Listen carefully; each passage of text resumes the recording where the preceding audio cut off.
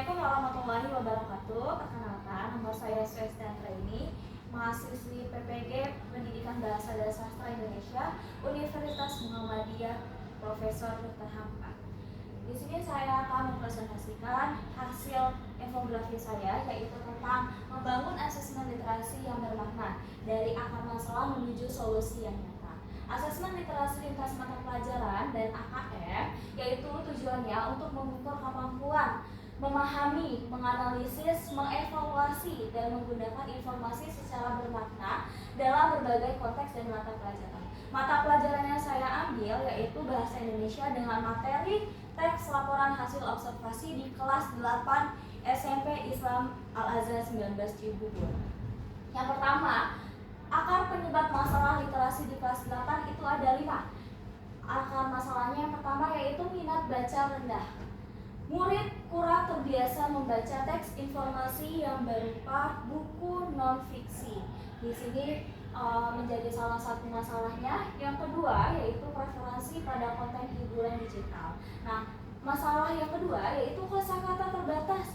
Nah, maksudnya di sini pemahaman siswa terhambat oleh kata istilah baru yang terdapat pada laporan hasil observasi mereka dan juga sulit memahami makna yang tersirat. Siswa juga di sini masih kurang dan itu menjadi salah satu akar penyebab masalah di kelas 8.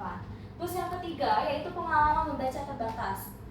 Ini juga jarang terpapar teks laporan ilmiah atau yang berupa faktual, terus juga kurang mengaitkan informasi dengan pengalaman yang nyata. Yang keempat yaitu strategi membaca belum kuat, dan terakhir yaitu dukungan literasi yang kurang. Nah, di sini kurangnya waktu literasi belum terjadwal rutin.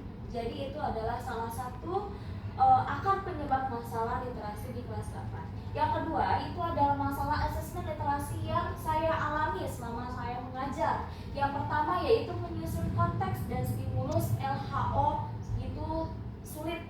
Nah, maksudnya di sini si siswa itu sulit untuk merancang stimulus LHO yang autentik, kontekstual, dan juga sesuai dengan level si murid. Terus yang kedua juga menemukan sumber teks LHO yang sesuai dengan kurikulum dan AKM yang terbatas. Terus masalah asesmen literasi yang kedua yaitu merumuskan soal berbasis AKM level kognitif tinggi yang mendalam. Nah, di sini juga sulit membuat soal yang mengukur kemampuan bernalar, yaitu menganalisis, mengevaluasi, dan menciptakan. Nah, soal juga cenderung dalam faktual dan mengingat informasi.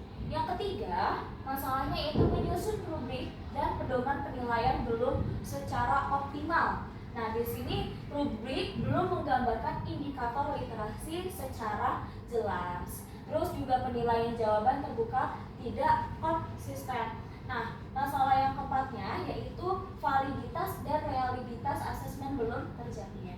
Butir soal belum divalidasi dengan baik dan juga hasil asesmen belum mencerminkan kemampuan literasi yang sebenarnya.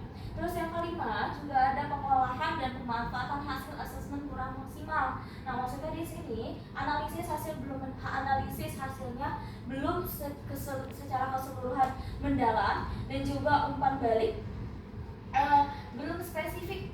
Nah, terus juga belum ada tindak lanjut untuk kedepannya.